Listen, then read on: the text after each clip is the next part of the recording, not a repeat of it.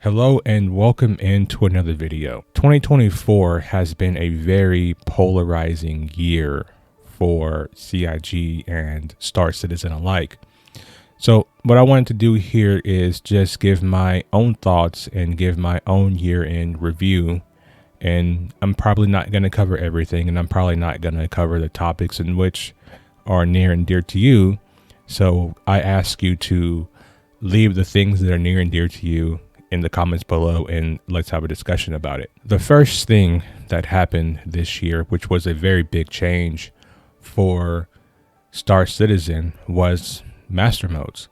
It was fully implemented into the game, and it wasn't, in my opinion, well received at large by the community, with the lack of ability to side strafe and the lack of ability of options of how we do combat.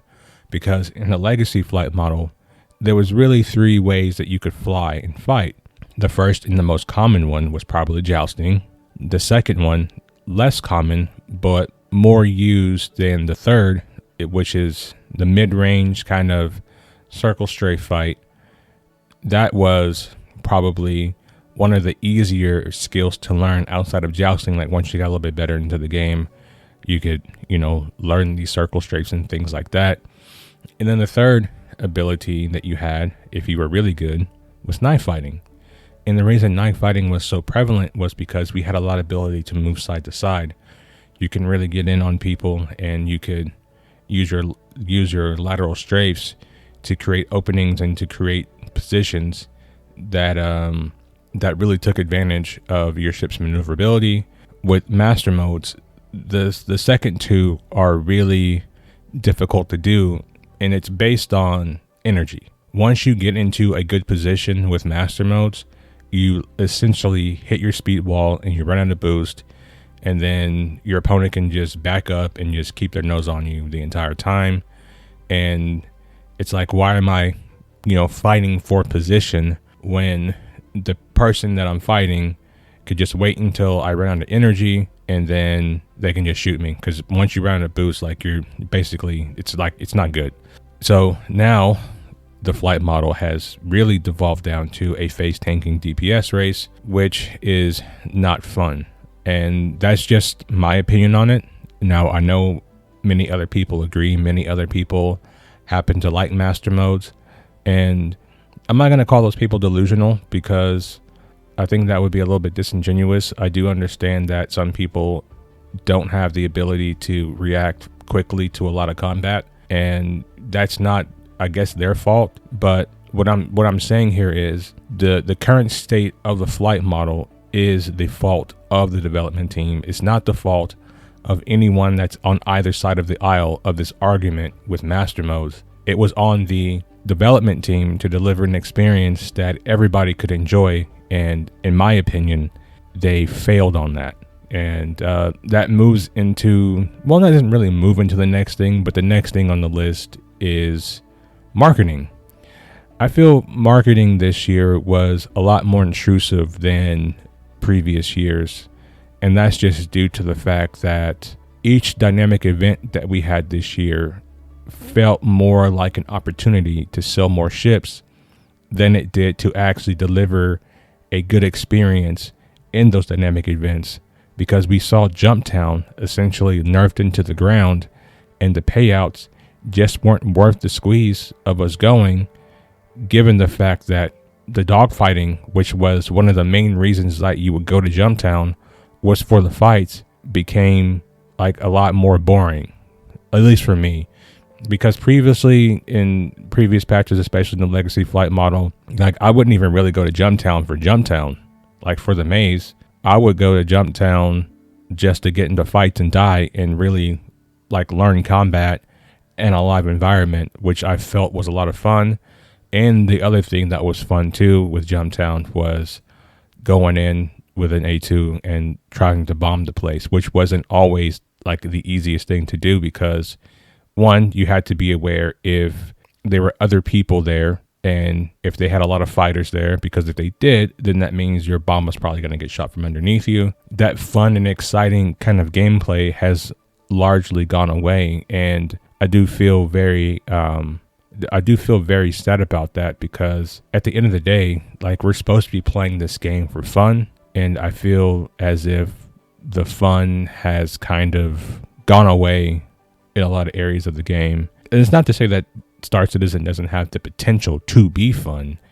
It's more like our options for fun have been reduced greatly. The next thing that we got this year, I'm going to get into CitizenCon before we get into 4.0, because 4.0 is kind of, it's here, but it's not really here. CitizenCon gave us an entirely new direction for Star Citizen. Star Citizen was promised as this game with going to have hundreds to thousands of systems, nearly infinite exploration, and all of these promises from the Kickstarter. And now we are just down to 5 systems. And I believe that is because they got too big for their britches. And what I mean by that is they promised too much and they weren't able to deliver it. And so now they had to really change the scope of Star Citizen just down to 5 systems. Now, is this going to be good for the game or not? I don't know. I do believe there just won't only be 5 systems. I do think they intend to add more systems, but adding more systems is going to take them more time. It's like, what can we minimally deliver? And that is 5 star systems with 1.0. Now, when 1.0 comes out, who knows? I do want to talk about some of the things with 1.0. And the big thing with 1.0 is crafting. Now, I understand that crafting has a place in video games, and crafting has been in games for a long time, and it's made a lot of games very, very successful. And we know we need to look no further than Minecraft, right? It is the crafting game. However, I do believe when you have a game about spaceships, you got to be careful about how you implement crafting, because I strongly believe that the way crafting is going to be implemented is that the crafting will benefit those who play in large organizations that have resources to keep people online virtually 24/7, constantly gathering resources and maintaining upkeeping bases. The people who have smaller orgs or that play solo or with 2 to 3 people, I do think the crafting for them is going to be a place of real suffering, because they are not going to be able to compete with these larger orgs when it comes to things like shield tokens and crafting better and better components to get into like these bigger engagements and things like that. Now, there will be some type of player economy. If we look at how the economy is right now in 4.0, we can kind of see how, really piss poor it is. To be fair, CIG has never really done well with an economy. I'm saying this because we're potentially going to see tier 5 components and other assets being sold for millions and millions of credits. You're going to basically have 2 to 3 orgs that are going to corner all 5 systems. And if CIG doesn't believe that will happen, look no further than Eve and look at how Eve's economy is. And I think that we're rapidly headed down that road. But I do think there are ways that it can be avoided. I think that rep with certain factions, especially if like you're a bounty hunter, it should give you access to like a shop to where you can actually go in and upgrade your ship without having to do the crafting. Now, it could be a little bit more expensive. You can make getting to this level of reputation very, time, expensive with your time. Like you have to work at it for, months on end to finally get to the point to where you can upgrade your ships to tier 5 or have access to the shop. Or you can make it to where each ship has to go through its own kind of like reputation to where you have to upgrade it. I don't like the idea of putting speed behind crafting. I say the only thing that you really need to put it behind crafting are components, because components don't necessarily win you a fight. What will win you a fight, especially like if we're going to be having these big org wars, is speed. Because we see this right now with our current flight model is the faster ships usually, especially in a team setting, usually dominate. Look at the Fury, look at the Archimedes, look at the Buccaneer. In a team setting, this combination of ships is deadly, and I can only imagine what that's going to look like if an org is going up against another org and one org has tier 5 components and the other org doesn't. It's going to be a literal slaughter, which isn't going to be fun for anyone. So I would hope that CIG kind of rethinks putting speed behind that kind of wall and simply just raising our speeds up to, 600 meters per second. And then we can, have boost up to, that 1,000 meters per second. And then beyond that, you have your quantum boost to keep everybody around 250 meters per second. And then, you're going to have somebody with a faster ship that's going to go 600 meters per second. It's just going to be absolute slaughter. And then, I did like during CitizenCon seeing some of the other systems like the Castra system, Nyx and Terra and all that kind of stuff. I felt like that was good and that was cool, but these things don't really impact the game like right now. Some of the other things that I did like was introducing the idea of weather, and we're seeing like the very beginning implementation of that with Bloom and the dynamic clouds, and all this stuff is all well and good, but there's one fundamental issue that CIG desperately needs to solve if they want to make this game successful. Is going forward on planets with a new planet tech, they need to make it to where players falling through the planet is a thing of the past. You will never fall through a planet again, and that should be the standard with their new planet tech and things like that. The armor and all that stuff is good as well. I would like to see that being implemented a lot sooner, because that is something that could impact the game currently right now, that will force people into different roles and things like that. So if you want to be a pilot, you're going to see a lot more people in these different types of armor. So I hope that we see a lot of that stuff soon. Let's talk about Star Citizen 4.0.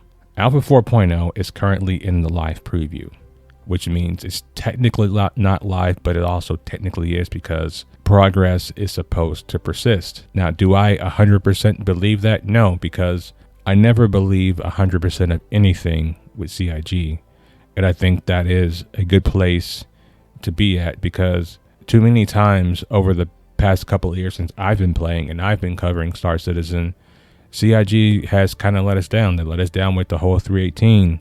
I feel let down with master modes. I feel let down by the marketing this year, and the very intrusive ship sales, the nerfing of ships to sell other ships. What we have right now in 4.0 is very confusing. Essentially, how I feel is going to Pyro, other than just going to see the sights, it's really not worth it, because the reward to the risk is very low. It's not like you're going to be able to go into Pyro and make a bunch of money off of the things that you are, the thing that you want to do in Pyro. You're going to be making minimal efforts, and you could run into somebody like me who just simply wants your armor. Me looting your armor is good enough, because like the way that I look at Star Citizen, for me, each ship is a loot box, right? And I think CIG has said that kind of themselves too. If I see you in Pyro, you could have things that in your ship storage or on your person that I may want. If I don't want them, I could always sell them. So for me, every ship is an opportunity to gain more stuff. If you have good components, I'll take those. If you have nice weapons, I'll take those. If one of my friends wants to come salvage your hull, we'll do that as well. There is no real reward to get people into Pyro, to tell them that, hey, if you go here, you're going to make a lot of money and things like that. The only thing that is getting people into Pyro, in my opinion, are the contested zones. And I feel like that is a catered theme park experience. I also feel kind of let down by it as well, because we were promised raids in Pyro. And Pyro was supposed to have distribution centers. And the distribution centers in Stanton are pretty much empty. They're not really doing anything. They're not really serving any purpose. So the approach that I would like CIG to make is, since we already have these instant hangars, since we already have this instant stuff, is use the distribution centers in Stanton as more contested zones. That way that people, if they don't want to go to Pyro to do contested zones, they have plenty of areas in Stanton in which they can go and do that. And also, I would really like to see them bring in the raids for Stanton and Pyro. That way that, and I know that, okay, blueprints are not in the game yet, crafting's not in the game yet, but it's important to start bringing these things in sooner rather than later. so that they can be tested and things like that. But I do think that this year was kind of, in my opinion, a very mediocre year other than the launch of 4.0 and them getting server meshing to work. On the topic of server meshing, that in and of itself really hasn't been perfect. There is still desync in the servers. It totally hasn't solved that. The server errors, depending on where you're at, it can mess up your account. I know a lot of people are having bad experiences of trying to load into shards that are just 30K over and over and over again, and they're just unable to play the game. And I think that's not leaving your game in the best place. I do believe that they needed to get 4.0 out in some type of live capacity, or else, it was going to be, very, very bad perception wise for CIG. So that is kind of my year in review. And I know I probably didn't cover everything, but I covered the things that I felt were most important to me. And as always, I want to hear what's important to you. So go ahead and comment down to you, not down to you, but comment down below in the comments and tell me what was most important to you this year from CIG, and did they meet your expectations in 2024? And also tell me what you think 2025 is going to be like. As always, I appreciate you guys this year for hanging with me in my channel, hanging with me in my live streams. This channel wouldn't exist if it wasn't for everybody showing me love.